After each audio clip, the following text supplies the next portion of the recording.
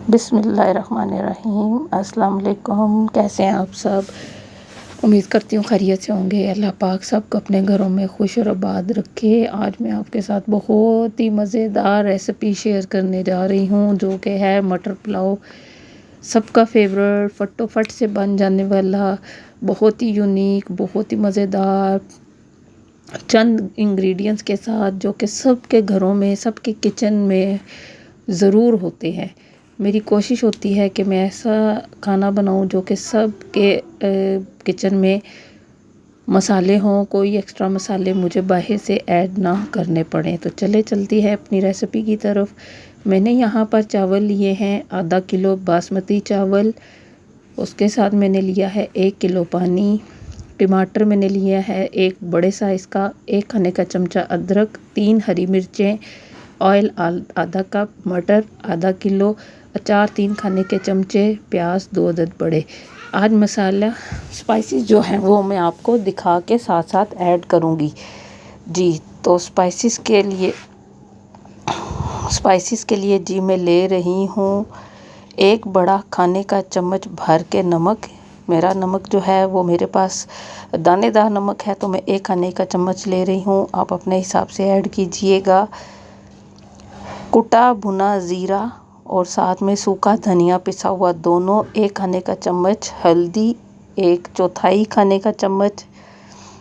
इसके साथ मैं शामिल करूँगी कलवंजी, 1-2 चुटकी। कलवंजी की तासीर बहुत गर्म होती है, लेकिन हर खाने में इसको ज़रूर शामिल कीजिए, कम मिकदार में कीजिए। लाल मिर्च मैंने डाली है 1 खाने का चमचा। नमक और मिर्च आप अपने टेस्ट के मुताबिक कम ज़्यादा कर सकते हैं। यहाँ पर मैंने ऑयल को गरम कर लिया है कढ़ाई में। साथ ही मैं इसमें ऐड कर दूँगी प्याज।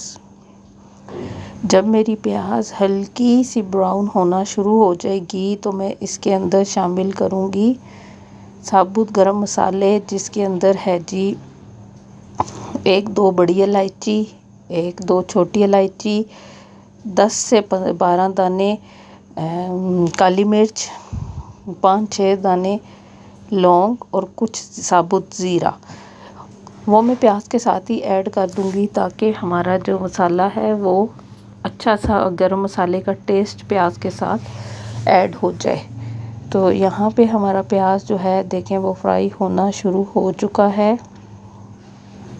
हल्का सा गोल्डन कलर जब हमारे प्याज का चेंज हो जाएगा तो फिर मैं इसके अंदर शामिल करूँगी जी। ये देखें हल्का सा हमारा प्याज जो उसने कलर चेंज किया है, तो मैंने अपने कुछ गरम मसाले इसके अंदर ऐड कर दिए हैं। बहुत ज़्यादा नहीं किए हैं, तकरीबन 1 खाने का चमचा डालें। यहाँ पे देखें मेरा प्याज जो है वो ब्राउन कलर का हो चुका है। अगर मैं इसको इसी तरह चूल्हा बंद कर दूंगी तो मेरा प्याज, ऑयल गरम है, और ज़्यादा ब्राउन हो जाएगा, तो चावल बहुत ज़्यादा डार्क ब्राउन हो जाएंगे।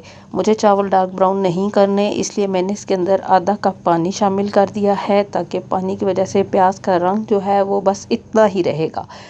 इससे ज़्यादा गरम ऑयल है, उस वजह से प्याज अपना रंग जो है वो बदलेगा नहीं जी। दम पर रखने से पानी जो है वो खुश्क होना शुरू हो गया है।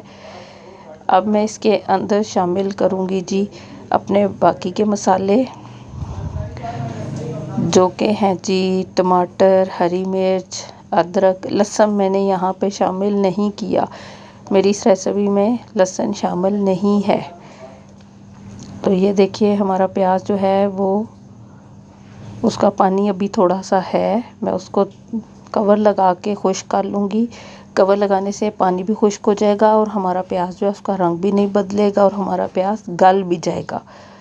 तो क्योंकि प्याज जो है वो गलना बहुत ज़रूरी है, वरना वो साबुत पानी के ऊपर ऐसे तैरना शुरू कर देता है। हमें वैसा प्याज नहीं चाहिए। इस स्टेज पे पानी ऐड करने से हमारे चावलों का कलर भी अच्छा होगा और हमारा प्याज भी अच्छा सा गल जाएगा। प्याज को गलने में कम से कम 5 से 10 मिनट लग सकते हैं। जब हमारा प्याज गल जाएगा तो हम इसके अंदर अपने बाकी के स्पाइसेस जो है वो शामिल करेंगे जी। अभी हम चेक करते हैं कि हमारे प्याज का पानी जो है वो ख़त्म हो चुका है कि नहीं।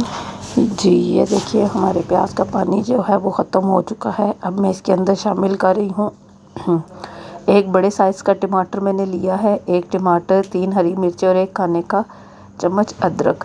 अब मैं इस मसाले को अच्छी तरह से भून लूँगी।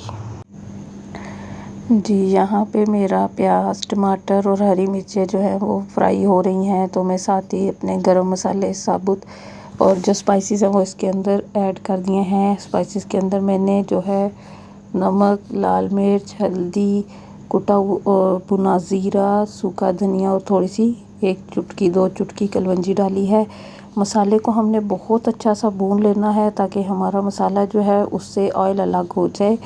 तब हमने इसके अंदर आधा किलो मटर मैंने लिए हैं। आप कम ज़्यादा कर सकते हैं अपनी ज़रूरत के मुताबिक, अपनी पसंद के मुताबिक।